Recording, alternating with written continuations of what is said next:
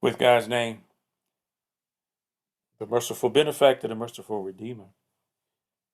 All the praise and gratitude belongs to the Almighty, the Most High. Prayers and peace upon the messenger of God, and peace be upon you, dear souls. It's Dr. Z here, and I'm reading from the book Keys to Everyday Happiness. This is key number 6. It is titled Ease. Blessed is the one in whose hand is the sovereign authority. He has power over all things. The one who created death and life for the purpose of testing all human beings. Which of you is performing and producing excellently and beautifully? This is from the divine guidance. So I ask the question, doesn't it seem logical that before we can act excellently and beautifully, we must think and feel excellent and beautiful? Yes. Thank you. So this key focuses on ease instead of difficulty. Sometimes people perceive life situations as difficult, especially during this pandemic. Some may behave as if to say that it's too difficult to obey God, that it's too hard to submit to God in America, that there are too many immoral distractions. Yet, those are diseased ego-based thoughts and energy. It's an inaccurate perception, faulty reasoning. And if one wants to be obedient to universal laws, then of course they can. Subsection here, asking, aligning, and allowing. A practical example. This approach to everyday happiness is practical. It works when applied every day because the vibrations that sent out attract like experiences. Have you ever had something you wanted to accomplish, but you thought it was difficult and you didn't pursue it? Yes? Thank you. So here's an example of a person on the happiness campaign and who was focusing on difficulty instead of ease. This person was taking medication for treatment of a serious condition, and the medication and his poor eating habits caused him to gain over 20 pounds. His ego became involved in fear, doubt, and worry. He thought and felt it would be difficult to lose the weight. And once that door of thinking was open, the diseased ego constantly gave reasons why the weight loss would be difficult. You ever experienced that? Yeah, thank you. So to get relief from that negative mindset, he focused his energy on hopeful and wrote the affirmation, I am hopeful, 15 times. He did the hopeful exercise around the idea of weight loss. And that was an asking, different from his fear and worry. Within a couple of days, he opened a book that he'd been carrying around for weeks but hadn't read. He opened the book immediately to a chapter titled, I Cannot Lose Weight. He recognized that chapter as a response to his asking or active calling for hopefulness. The main idea of the chapter was the change wouldn't happen by action alone. It would happen by aligning his energy with what he desired, the weight reduction. He saw the new image of weight reduction when doing the hopeful exercise. His feelings became more positive and he began to take action. Over the next few months, he lost 13 pounds. In order to make that type of change, he had to begin allowing himself to make the quote, right, end quote, effort in aligning with the new image. Changing habits gets results. It's one thing to align the energy and another to change the habit when one wants to reduce their weight. And this is how the process works. The energy raises consciousness when it's time to choose what to eat and whether to exercise or not. But the old habits will call one to keep doing the same old things that caused the problem. One who experiences the distinction and must develop a new habit of consistently allowing themselves to choose the thoughts, feelings, and behaviors aligned with what it is that they want. If one continues to do those behaviors until they become habits, then the results will be visible. The guidance tells us in speaking of the elevation and experiencing more knowledge, let's keep in mind that divine guidance is a written prescription for the pain that's in our hearts and souls. And this prescription was sent down to all of humanity from the Most High. Then do not let there be a difficulty in your soul, heart, and mind from it. The purpose is for you. The purpose is for you to warn by it, by the guidance, and remind those who are obedient and trusting. Now, also, is it possible that divine guidance is a script on how to speak?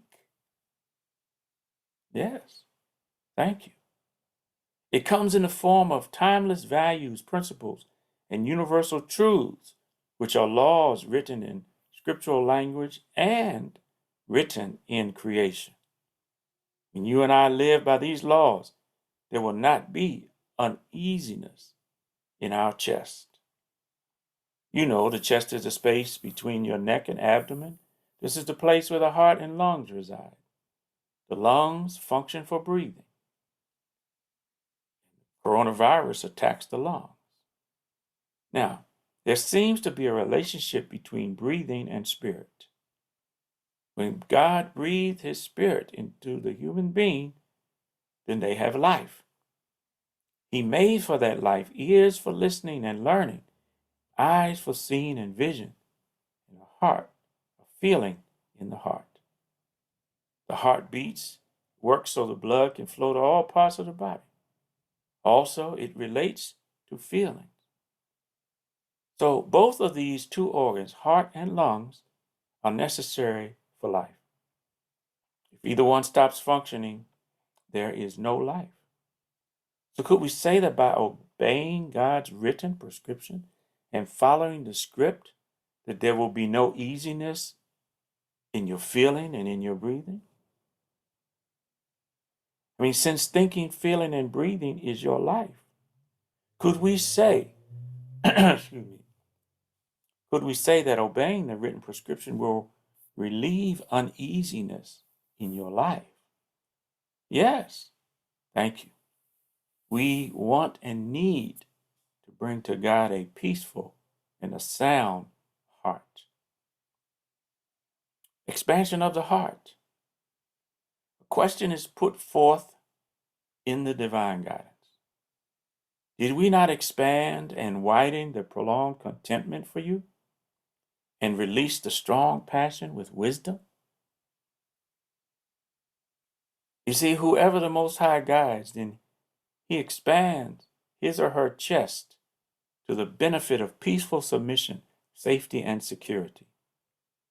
And as the heart is the seat of feeling and love, when it expands, one might say, my heart is full of love. Thereafter, it begins to match the laws of God, which are wide, accommodating, and easy. These laws have no difficulty, hardship, or burden in them. The expansion from within the heart to match the divine laws that govern life removes burdens. Our sins may be forgiven.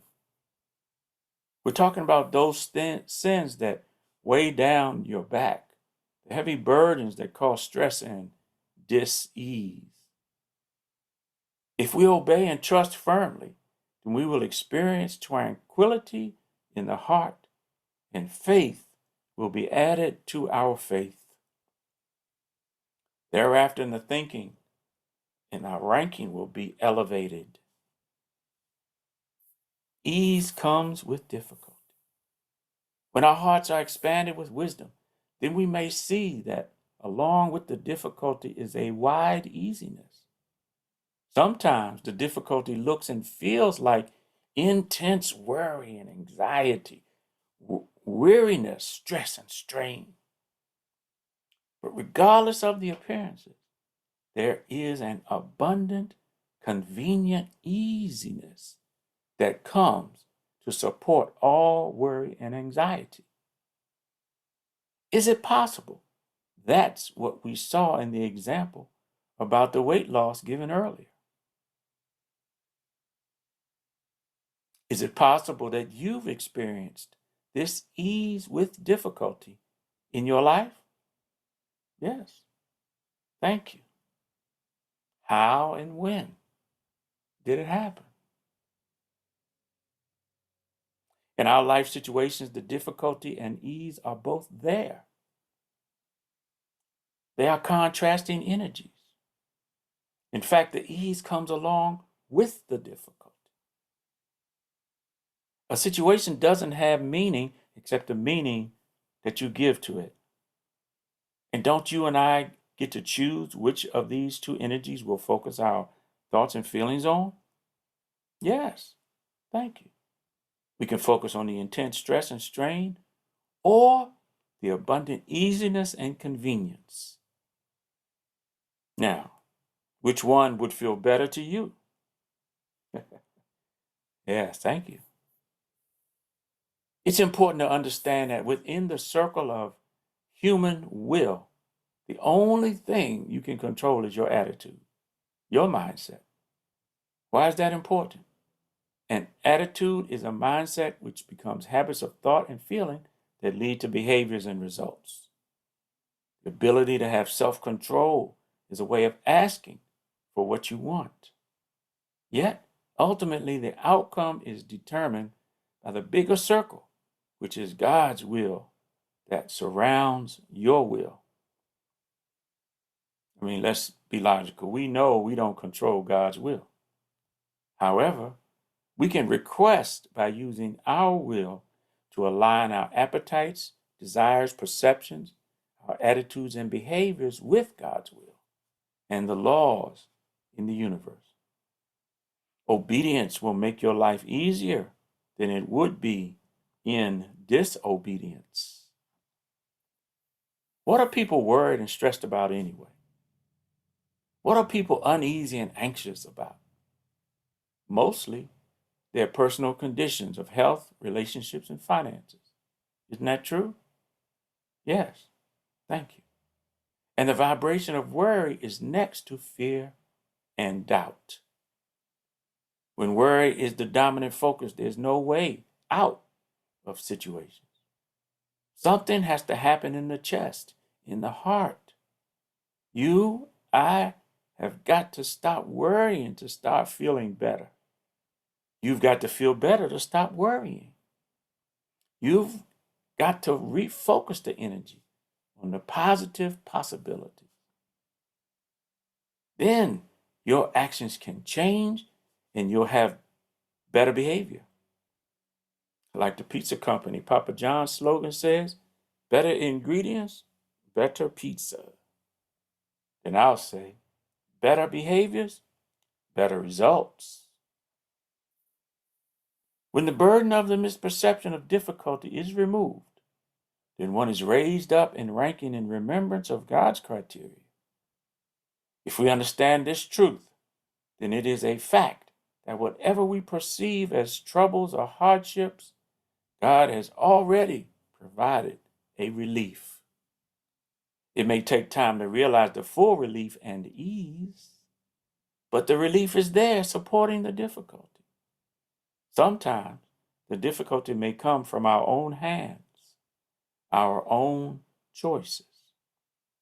But the source of all good is providing the ease. So when you are free from the burden, the worry and weariness, then stand up, worship God, and go to work. In the context of these ideas, what does difficulty and ease mean to you? Haven't you experienced difficulty and relief? Yes, thank you. When you realized ease, weren't you truly grateful for it? Yes, thank you. And didn't that gratitude bring about more relief and ease over time? Yes, thank you. I'm not saying life is so easy that effort is not required. Effort is always required. We know the struggles of people throughout American history, no denying the facts. We know that all of life requires hard work and serious effort to achieve anything. All I'm saying is you can experience the ease more frequently by deliberately and consciously choosing to put your thoughts, feelings, and behaviors off of the difficulty and put them on the ease. It starts with the idea. I am relaxed and at ease about everything. Whatever idea you focus on is like a seed planted in the garden of your mind and heart. It will produce the fruit of its kind. Like any physical seed, we don't make it grow. We're only responsible for the planting. And if we plant the seed of ease, then God will make it grow. Spirit of God will take over and bring the type of ease you need and are asking for. You and I would just have to allow ourselves to receive it. Right? It's up to you and me to allow and receive it through our actions. So if you want to do a daily exercise, write this affirmation down 15 times. Or say it out loud. I am relaxed and at ease about everything. Start your morning by sitting comfortably and breathing deeply. Try to breathe in 5 or 6 beats. Hold it for 5 or 6 beats. Exhale for 5 or 6 beats. And hold it for 5 or 6 beats. Do that several times. And as you breathe deeply and slowly, focus on relaxing every part of your body from the head to the toes. Enjoy the feeling of relaxing in that moment. Walk a little slower today. Make it a point to slow down. Take it easy. Avoid rushing around by planning to arrive at your appointment earlier. Give yourself enough time in everything you do today to allow yourself to relax into it without the need to rush. And at the end of the day, review your thoughts, right? Keep a journal. Write your thoughts and feelings down. And lastly, I'll just say, be happy right now where you are. Again, thank you. I love you. God continue to bless you. Let's live peace and love unconditionally.